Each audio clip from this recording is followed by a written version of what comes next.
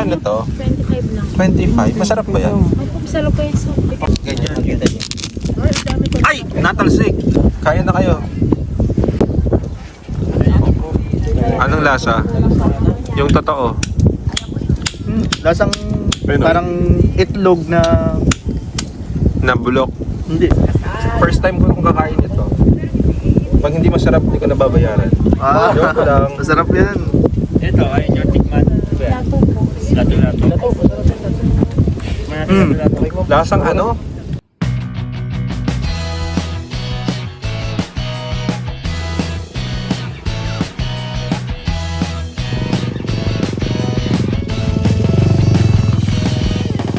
Nandito tayo ngayon sa Humalig and we stayed dito sa El Vito Estuario Beach Resort and sa ngayon kami lang ang guest kaya maiikot natin itong resort at makikita nyo kung ano ang ma-experience nyo once na mag-visit kayo dito sa Humalig.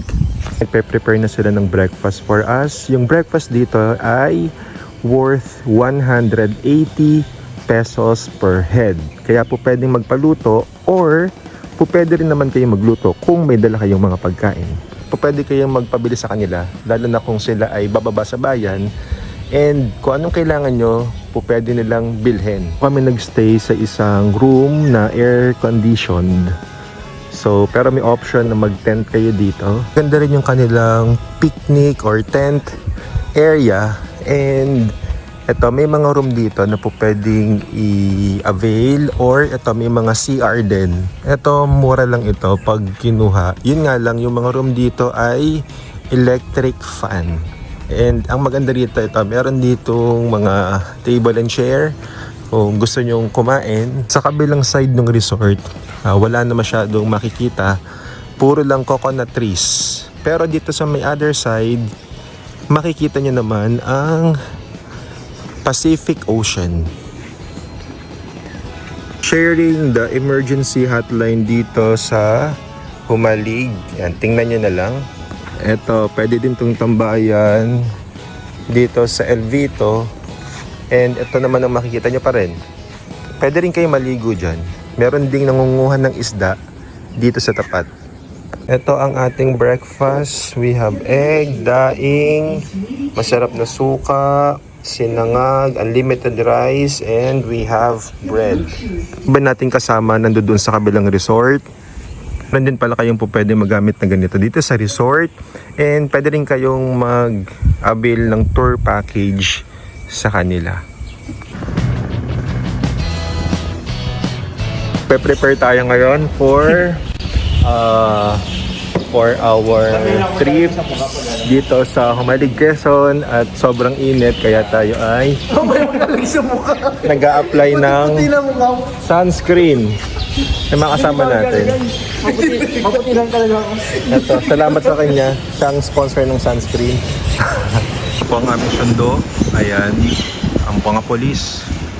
And ang ating gagawin ay makita ang mga best na tourist spots dito sa Humalig and ang ating first na stopover ay nandito sa Municipal Hall ng Humalig.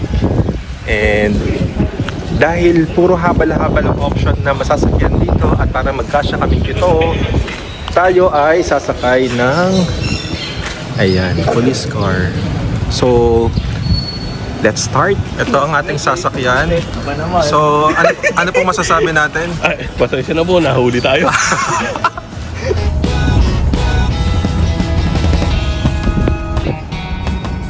And ito, we just arrived sa Kanawai Beach kung saan you could see the most famous Turtle Rock. May mga cottages dito for rent and merong entrance na 50 pesos. Ano po? Tapalang? Tapalang. Sahang. So iihawin lang po ito? Oo. Ihawin po, tapos makaihaw niya, lagyan yung suka, kakainin niya. Baba ako. Lagi ko ito napapanood, mukhang dapat matikman na tong sea urchin. Magkano to? 25 lang. 25? Masarap ba yan? Opo, sa Lopez. Okay. Sige, kain kayo. May treat. May treat. Hindi mo siya nakakatusok? Eh baka tusukin niya. Po ito? Lato. Ganyan lang yan. Fresh na yan. Kakainin na yan. Kasi lagyan mo po suka. Suka. Para mas gusto ko tong kikiyam. Kikiyam and egg. Egg po. Oh, magkano yung egg? 20 po. 20. Ito ay 20 din. 20. So, dalawa. Baba akin. So, tayo ay kakain ng sea urchin. Yan pala, marami. Sea urchin. Ayan po ba? Masarap yan. Baba akin na yan. Ganyan. Ay! Natalsik! Tapos, anong kakainin dyan? Dilaw po, kulay dilaw. Anong lasa nun? Matikman. Tapos lalagyan ng suka. Opo. Ito, ready to eat na to? Susukaan lang. Ba't po buhay pa? Opo, ganun po. Gumagalaw pa siya eh. Ganun po. Wag lang. Okay, Hindi so... pwedeng naging trip. The moment of Ayan. truth, guys. Ito na. Tapos pasabi ko, lahat, daming camera sa'yo oh. Oh, parang ikaw ang ano ah. Oh. Parang Ayan. ano ah. Go, ikaw eh. Parang ako lang yata ang kakain ah. Parang ikaw lang. Yun. Sige, Cheers. go. Yan. Yun. Ang lasa. Quality. Sarap. Kulang Alfonso. Sarap. Sarap. Kulang Eh! Kailangan ng Alfonso. Parang masuka-suka ah. Hindi, sarap. Sarap. Lasang Penoy. Oh. So, tigman pa natin ang sea urchin. O sige, kaya na kayo. Okay, dapat wala ng sopa. Buhan na. Anong tsura nun? O sige, kain. Yes, sir. Sige. Lasang Penoy. Lasang Penoy. Lasang Penoy. Go. Anong lasa? Yung totoo. Lasang Penoy. parang itlog na... Na bulok. Hindi. Balot. Balot. Dilaw ng balot. Dilaw ng Kaya balot. parang sabi ko, Penny. Okay na ba yung ganito? Sir Jordy, ano yan? Ay, ba't siya pinablog mo ako dapat? Yun.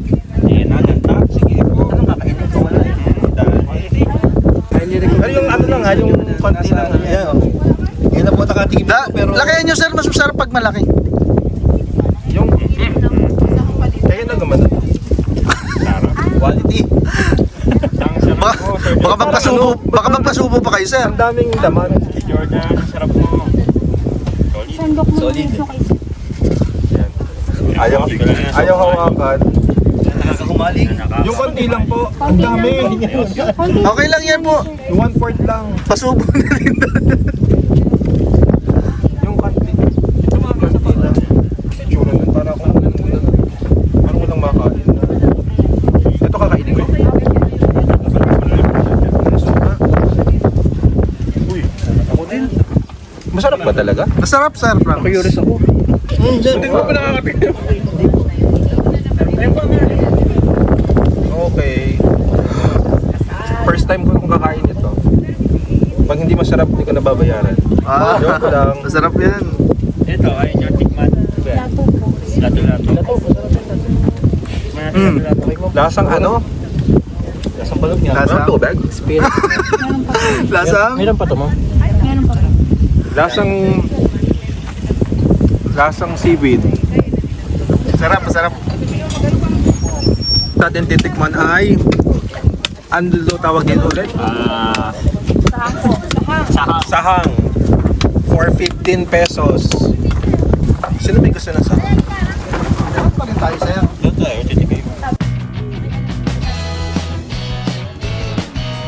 Dito tayo ngayon habang inaantay na niluluto ang anong pangalan nun? Sahang. Tayo ay nandito sa Turtle Rock. Ang last kong punta dito was in 2023. Pero this time no tide, kaya freely we can go to one rock formation to another, and look at this.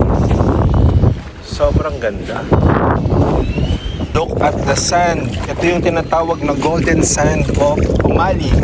And eto, mayroong isang island dyan na pinuntahan din namin, and magre-rent kayo ng boat kung gusto nyong mapuntahan. Pero wala masyadong ganap doon, island lang. So ito talaga ang hinahanap dito, itong mga rock formation kung saan iba't ibang hugis ng hayop ang makikita nyo. Kapitan natin ng Turtle Rock. Yan, mukha siyang turtle. Ito naman, ano kaya itsura nitong itong rock na to? Mukha lang siyang mountain rock. And ayan, ano pa bang, kayo na bahala kung anong klase, ha? Lakayo. Frog. Talaga? Oo, yun. Pumalakaw. Ay nga, oh. Frag-rock yun. Ano yung may tao? Ayun, nasa kabila. So ito daw ay frog rock. Frog rock. Sige, mag-iimbento tayo ng mga formation. Kami ditong fake na drone shot. Ayan. Ang maganda lang dito, walang tao. So kami lang. Kaya solong-solo mo yung area. And look at that. Sobrang laki ng magagalawan mo dito. And before itong mga rock formation, masyadong madaming tubig dyan. But this time, at least walking distance na lang to from the stores and cottages na meron doon. So isa lang to sa mga pinupuntahan kasi isa to sa pinakamalayo.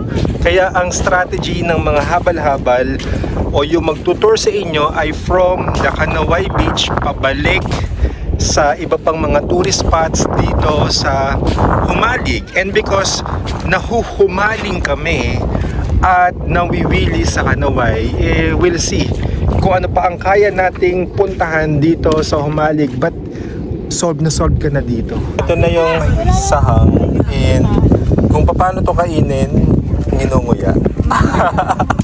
With suka.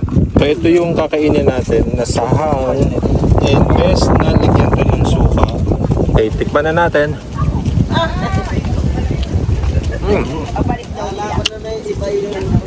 Masarap siya.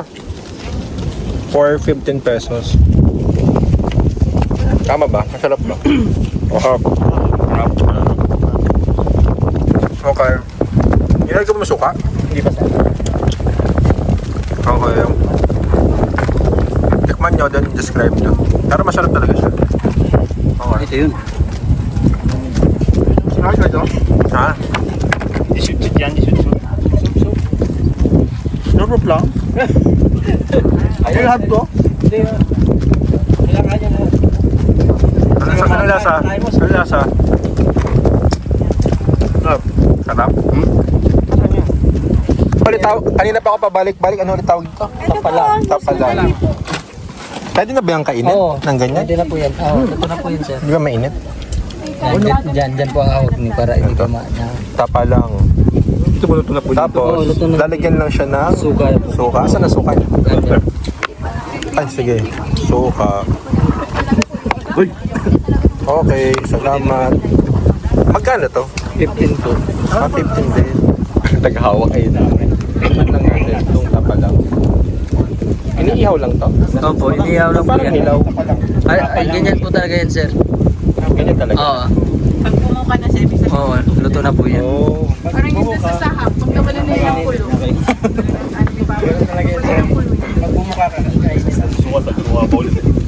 Kaya na. Fresh buko. So kami ay paalis na ng Kanaway Beach, or popularly known as the Turtle Rock.